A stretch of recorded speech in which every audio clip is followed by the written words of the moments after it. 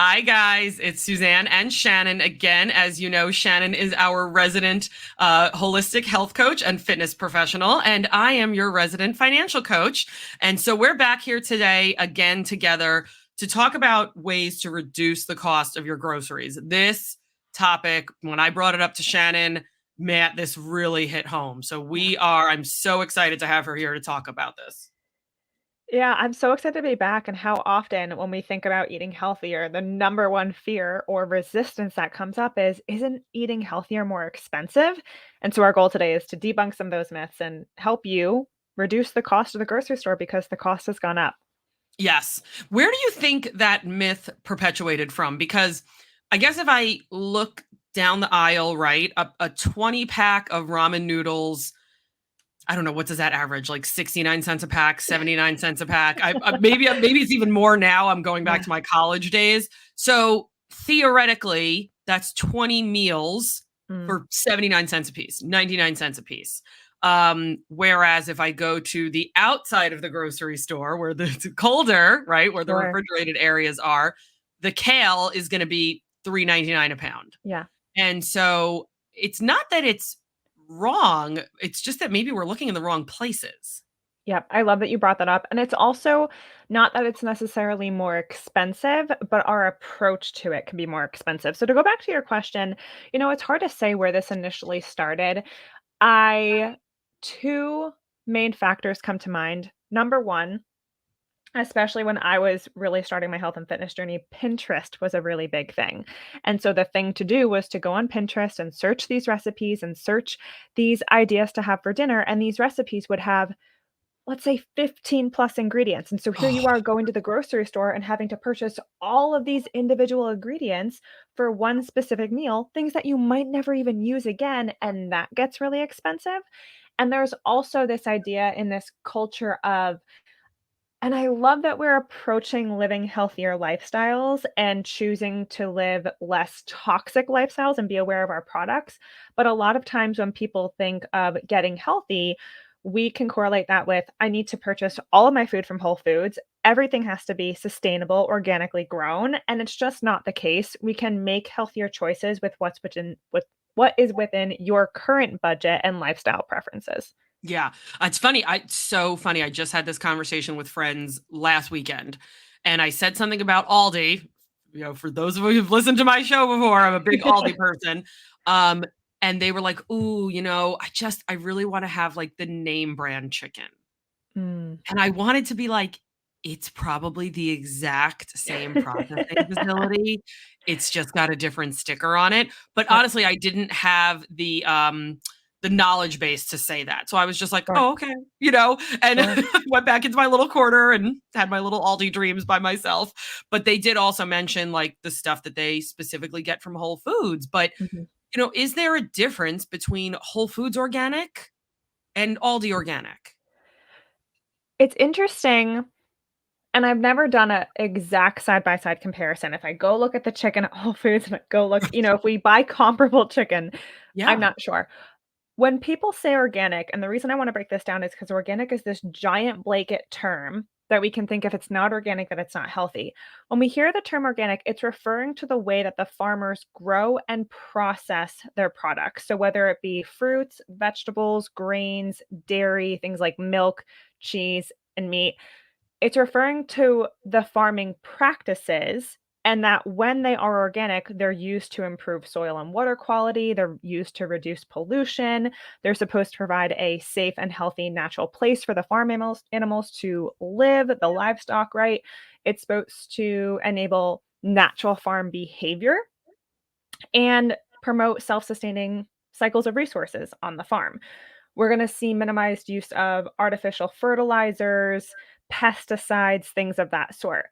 Now, the challenge that we can run into is, just because something is quote organic doesn't mean that it's healthy, because we're seeing organic slapped on a lot of things these days, even processed products. But because it's labeled as quote organic, it doesn't necessarily mean that you're going to receive the nutrients that you're wanting from that particular food. Like if we see, I don't know, organic Cheez Its, they're still Cheez Its, right? They're just Right. organic Cheez Its. I had no idea that organic involved sustainability. Mhm. Truly, I was Yeah. today years old. Oh, That's today. interesting. I really only thought it had to do with the use of pesticides, fertilizers, Mhm. and then I always kind of associated like the free range chickens. Like there's a company out there right now, and actually, I have only seen the commercial twice, and I think they say it takes 8 touches for a brand to get into your head. So I don't remember the company name. I'm not trying to Right. hide it, Yeah, but yeah, yeah. they literally show the chickens like running around a farm. Yes. And I always Mhm. thought that was more of like you had to read the label for cage free. What are some of the other terms like free range? Grass-fed, grass-finished. Grass fed. Right, Yeah. exactly. So I did not realize that organic actually included some of that sustainability or that like free rangey type thing. I always just associated organic with the fertilizers and the Mhm. pesticides. And that's gonna be Okay. the word's escaping my mind, but thing that's coming up, and granted, Yeah. a farmer will be able to speak more appropriately on this, but when we're Yeah. talking about organic as a whole, pesticides, fertilizers, toxins is the Mm. majority of the conversation that we're having. Yeah. And that's really, I want everyone to realize this like the term organic is not determined by Shannon or me Right. or the farmer. That's like an FDA term. Like you can't put that on a label Mhm. unless you meet certain guidelines. So just because it says organic doesn't mean that it might fit all of those things that we're Sure. talking about, right? It's there they may be just coming under the bar of what the FDA determines is okay, now you can say your product's organic. Yeah. Or they may be going above and beyond, right? Sure. Sure, and I believe that this entire conversation I don't bring any of this up to put fear in anybody's mind, but to help you be an informed consumer. Because when we talk about reducing the cost of your grocery bill when you're going to the store or your monthly grocery budget, you get to choose what is worthwhile investing your money in and when it's worthwhile to maybe choose the store bought brand or the name brand that you're going to find at the grocery store, which could be just as healthy. So, one thing that Suzanne and I talked about, we wanted to bring up to you today is the Clean 15 and the Dirty Dozen, which is a list that is sent out every single year by the EWG or the Environmental Working Group. And it talks about the list of, I want to say it is 12, correct me if I'm wrong, 12 fruits and vegetables that are most likely to have high levels of pesticide residue. That's going to be the dirty dozen. And these are going to be the best that are the most worthwhile for you to purchase organic because of their high levels of pesticide residue on them, even after being washed and peeled. And then you have the list of the clean 15, which are the 15 fruits and vegetables that are least likely to have pesticide residue. And these are the ones that you can save money and purchase these non organic and not have as many health byproducts or challenges down the road because they have minimal pesticide exposure. Right. I had one person tell me one time, and after they said this to me, it was actually a former client. Yeah. After they said this to me, I looked it up and it was not true at all. But they said that they didn't purchase their bananas organic because they figure the skin helped keep everything out. And that wasn't true. It's a very common misconception. I had the same exact one. Now, what's interesting is when I was looking at the list this year, a lot of the Clean 15, they do have fairly thick skins. But it's Okay. not to say that just because it has a skin, it's going to have less pesticide exposure. That's not for up for you. It's not up for you or me to determine, you or I to determine. The Right. EWD does a lot of research and it's updated every single years. Blueberries were just put on this year and they weren't on previous years. Really interesting. Okay. Yeah, So I they're saw that on because the dirty or the clean? they're on the dirty. You wanna purchase them organic, and I buy blueberries all the time, so I was like, "Oh, no. Oh, no. I So need to get sad. switch it up." Yes, I Yeah. know that one of the things that I actually grow myself, are collards. Because of Ooh, where we live, we have a great climate for collard greens, and so mine are in the ground right now, which is so perfect. exciting. Yeah. Those And are on the dirty dozen, so that's those are good to definitely know. on the dirty right, exactly, because if I get to a place in the season where I've run out or I've given too many away or we've just eaten all of them and I wanna go get collards, I make sure I get them from someplace that it does have them organic near us. Absolutely. And this is where as well, when we talk about becoming an informed consumer, you get to determine what's worthwhile for you. So for me, I'm gonna highly prioritize spending my money on the fruits and vegetables that I want to be organic and the meats that I want to be consumed, because what the animal eats, it also goes into my body, right? You are Right. not just what you eat, you are what you eat eats. And that is, someone who I choose to eat meat. If someone listening to is more plant-based, by all means, you can, prioritize what matters to you.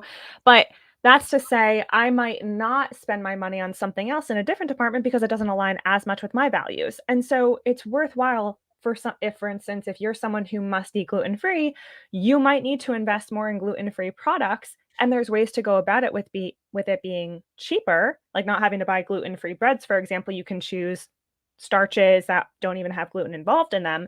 Um, Mm. but choosing to set your priorities and spend your money where it's worthwhile for you, knowing that you can make compromises in other departments without your health being sacrificed. It's really, yes, it's a matter of definitely what the consumer is going to prioritize for sure. When it comes to I would love to get back to the Pinterest thing that you Yeah, mentioned, because yeah, with the 15 ingredients, right? We talked about that yesterday with our meal planning yeah. episode, where we focused on the stuff, make it easy, right? Keep it Sure, simple, because then sure. that's how we're going to get into that habit of doing it more frequently and doing it the right way, or the healthier way for us.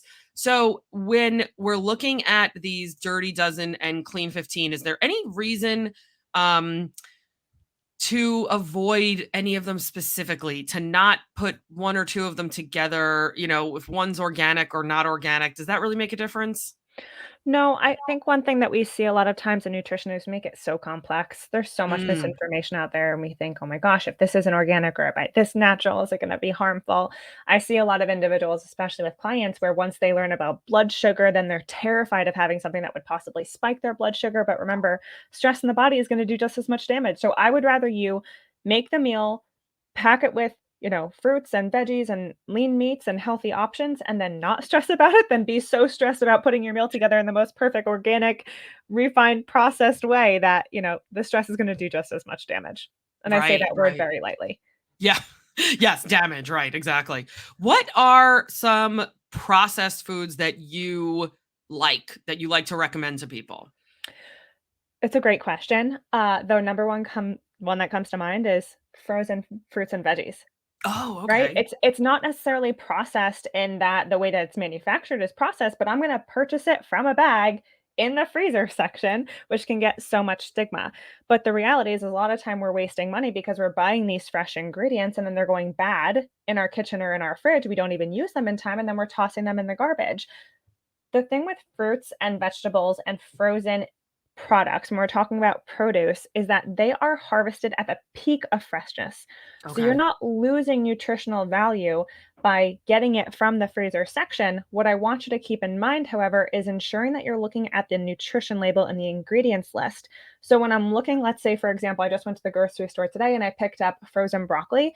The ingredient label should only say broccoli. It shouldn't have Mm, broccoli with sauces and seasonings and syrups, and then that process has gone far to the right, and we don't even know right, what's in it. right. So, Soybean oil, could you soy imagine? all of it, canola, all of it, right? And so, processed foods have gotten such a bad stigma and name to Okay. them. I prefer to use the word convenience in that it's more convenient for me to consume it and prepare it, not necessarily that it's highly processed and that it has a bunch of ingredients. So, a lot of times when I'm working with women specifically, we are busy. We have a lot of things on our plate. And if the difference between you ordering out or you going into the freezer section and getting a thing of turkey meatballs that are organic, well made, solid ingredients, maybe it's, I'm only saying Whole 30 approved because that's a very common label that you can look for that it has fairly Yeah, solid ingredients in it. Don't deter away from it just because it's in the freezer section and quote processed. It's just as healthy. It's just more convenient to make, which makes your life easier, which means right. you're more likely to choose the healthier option than not have it because it's quote convenient or processed and then order out some meal that has a boatload of ingredients you don't even know what's in it. Sure. Yeah, I think one of the things, and one of the things that I always loved frozen fruits and vegetables loved about them, is because if I was going to make some sort of smoothie or shake or something like that, it's already cold. You don't even have to add I'm not ice. purchasing mangoes, and that was on one of the lists. I'm not purchasing mangoes and then peeling them and cutting Yeah. them and then freezing them. I'm Right. purchasing frozen mango chunks from the freezer aisle, and that lives in my freezer.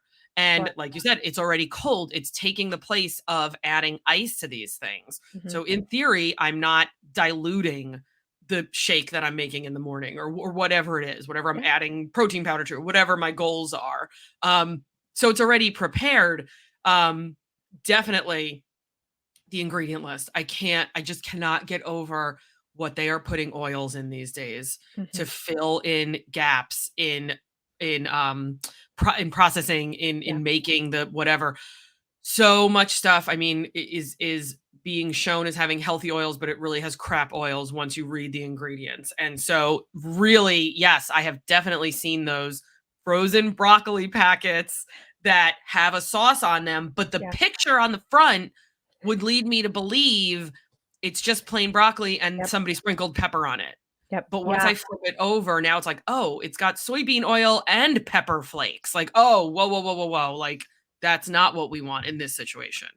Yeah, I'm staying with family right now, and, they had made this delicious vegetable medley, and my mom was sharing how she got it from the supermarket. It's so healthy. It's frozen, carrots and Brussels sprouts, and she just puts it on a pan and pops it in the oven, and I turned over the package, and it's soybean oil, canola oil, sugar. I'm like, "Ah," and it's so misleading, and that's so frustrating as consumers, and this is why we wanna be informed of know what you're looking for. Always look at what is the big label that you want? Is it organic? Is it grass fed? Is it grass finished? Right? Is it caged free?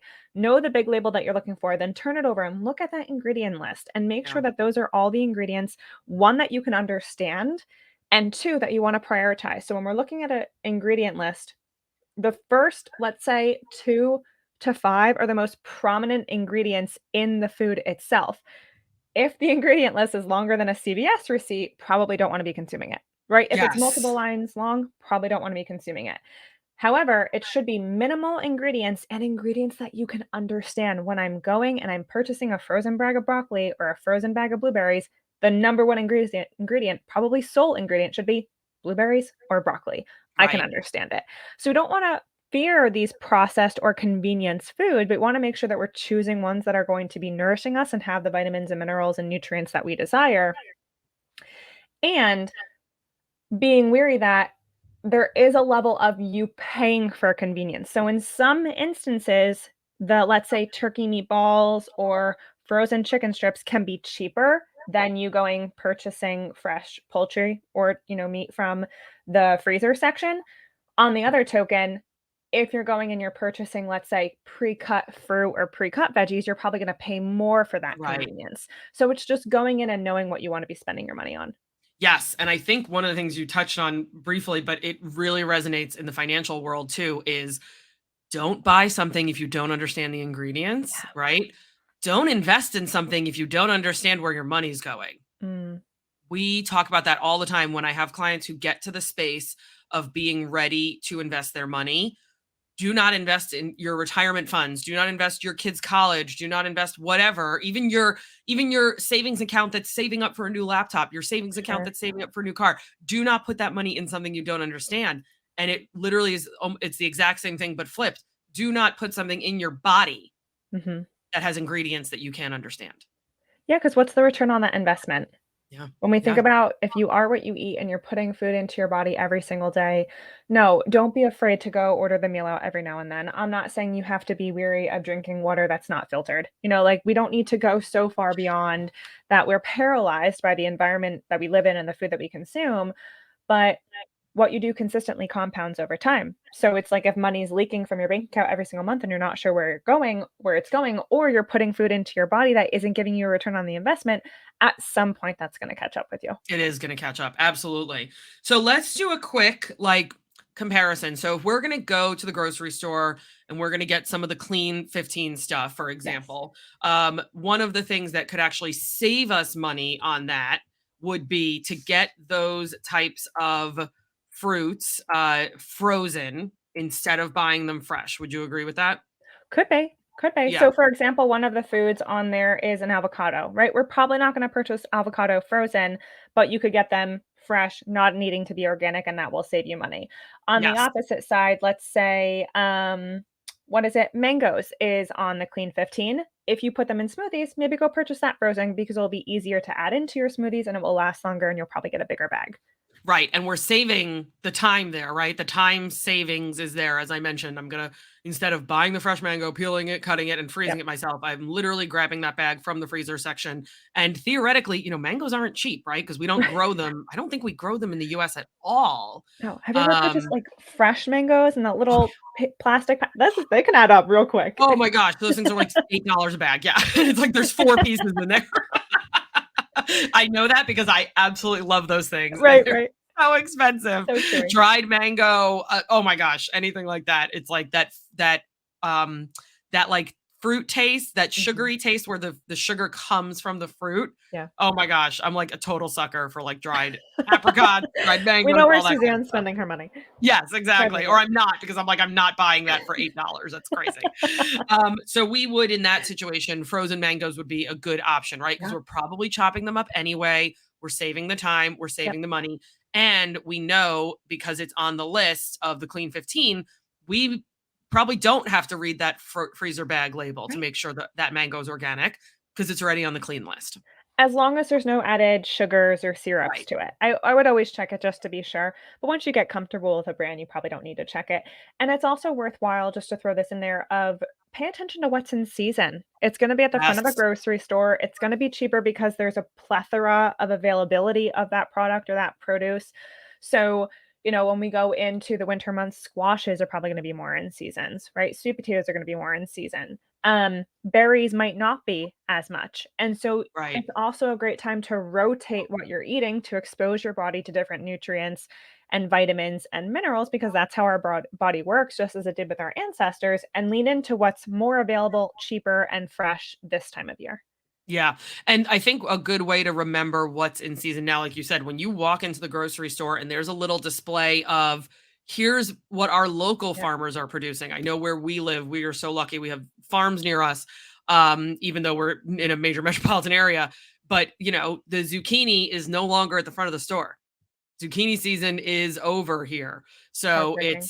yeah, I know. I love zucchini I so love much. But zucchini. now we're starting to see the stuff like cauliflower is Mhm. is going to start to come out here in a little bit. Like you already mentioned, the butternut squash. And think seasonally, like you don't have to like know the stuff off the top of your head. Yeah. But guys, if we're eating pumpkin pie at Thanksgiving, there's a reason for that. It's in season during the late fall. Sure, sure. Sweet potatoes is another one, right? That's Yeah, another thing that's always on everyone's Thanksgiving table. Collard greens, where we are in the sure. South, is super, super popular for Thanksgiving and Christmas. So it's not, you don't have to create flashcards and test yourself on this Right, stuff. Like sometimes just be like realistic. Like if it's January and I'm buying zucchini, this probably came from like Southern South America. right, or strawberries. Like Right. Right. And so it's in season somewhere else because it's Mhm. growing, but not for your part of the country. Sure, sure, Yeah. absolutely. Yeah. And then how do you do at farmers markets? Because I feel like depending on where you are, farmers Yeah, markets can be really beneficial, time saving, right? Especially if you're in sure. an area in my city, we have a farmers market twice a week, every Wow. single week from like June 1st to like December 1st. We're so lucky. And those organic farmers are coming to one central place. Yeah. But in other areas of the country, like New York City, my brother recently sent me a text message with like four vegetables in a picture, and it was like, this was $25. Yeah, yeah. It's tough. I grew up in New Jersey, and farmers markets were not something that were as common growing up. You didn't see them a lot around town on the weekends. And I just recently moved to San Diego this past year, and every single day you can find a farmers market Yeah. somewhere. And so I just started to get exposed to farmers markets and the availability of it. And it's interesting because I went with my roommate the one week and she purchased eggs. And granted, we want to, I mean, personally, again, this goes to your individual values as a listener. I love supporting local farmers. I love buying directly from them. I want to support the economy in that way. And she purchased a carton of eggs and they were nearly over $30 and I almost fainted. I was like, "That's I don't need to eat eggs this week." Like Oh I my gosh. and so just being aware of overall prices, being aware of where the food is coming from, speaking with the farmer itself, speaking with the person who's selling the product as the farmer's market. There's so many amazing companies out there right now. I don't know, you know what? We can find it and probably put it in the show notes. There's a company out there who will take all of the beaten up produce, all of like the ugly vegetables and produce and send it in a box to you. There's no Yes. nutritional value um downgrade from these produce. It's just the ugly produce. It's the ones Right. that people don't pick, but they'll get shipped to your house in a box, almost like a what are those cooking HelloFresh type box kit. Yes. And it's just as nutritionally valuable. Right. They're just ugly produce that you can use and save money on. So I Right. think if, going to the local farmers market and supporting local is absolutely amazing. It's a great asset. You can purchase a lot of cheaper produce, meats, vegetables from them, and sometimes it could be more expensive. And I do want to remind people, if the produce is ugly, it might be cheaper, Yeah, right? it might Because be. that didn't make it to the shelf, like you said. The the Mm, the apple that got mushed with another apple and now looks like 2 apples combined right. is not going to make it to the shelf because no one's gonna buy that, that Sure. mutant apple. Yeah, But that also could be an organic apple could because be. the farmer's not using pesticides to make sure that it didn't stay that whatever it is. And so those can be, like you said, obviously nutritionally valuable, but also that could save you money, Mm, even though it is still fresh produce. Absolutely. Yeah. There's a bunch of companies out there that do it. And so highly recommend people look yeah. into those as well too. Yeah, Well, we Butcher are Box Butcher Box is yes, one that comes to mind as well for, meats and yes, poultry and things of that sort. You can freeze it and it will last up to, a couple weeks, couple months, depending, and if that saves you money in the long run, if you investing in something like that per month is actually cheaper than you going to the store and buying fresh poultry and products and meats and cheeses every single month, it may be worthwhile. Yes, it's convenient, but then you're also getting something that's potentially grass-fed, grass-finished, sustainably farmed in the way that you yes. desire. One of my clients does whatever the equivalent of butcher's box is, but for fish because she's pescatarian, Ooh, I didn't and know I that cannot existed. cannot think of it right now, but, like, Yeah, every other month or whatever, her freezer would yeah, be full of, fresh fish from right. Alaska and all these other places, and so, yeah, there is I mean, it's 2023, guys. If you think of it, someone else probably already did and probably already made it a business. So just start searching on the internet. Yeah, If you're looking for like cheaper, organic, local produce, like one of those companies might be down the street from you, or their distribution center might be up the road and they're pulling from local farms anyway. yeah, So just search for it. It's not if you like I said, if you're thinking of it, somebody else probably already made it a business. So yeah, get creative. There's so many options and opportunities out there now. exactly. I am psyched because our third episode is going to be focusing on breakfast, making sure we're drinking and eating more than just coffee. So I hope you guys will join us tomorrow for our last and final episode in this particular series. And obviously, Shannon's going to make it so that we're eating breakfast in a healthy way, but that we're not spending $20 at Starbucks every morning. Yeah, we're gonna talk about how you can naturally increase that energy. So it's gonna be Yeah. super valuable and potent. And one thing that we put together for you today, Suzanne, if I can offer a free little gift for our listeners today, is when we talk about living a healthier lifestyle and, prioritizing what we're putting into our body, we also want to prioritize what we're putting on our skin because our skin is our largest organ. And so living a healthier lifestyle also includes the products that you use on a regular basis. And I don't know about you, but trying to research all of these products and know what is healthy and know what is organic and know what is clean has been overwhelming. And so I actually put together a list of products from everything from sunscreen to baby products to shampoos to cleaners in a free download for your listeners. You can just go to shannonburuchian.com/clean living and we'll outline all of the resources and trusted name brand products and that you can look at. Awesome. And that is definitely going to be in our show notes. So if you guys missed that link, double check the show notes and click that and get a free guide today. All right. We will be back with Shannon tomorrow. We'll talk to you guys then. Take care.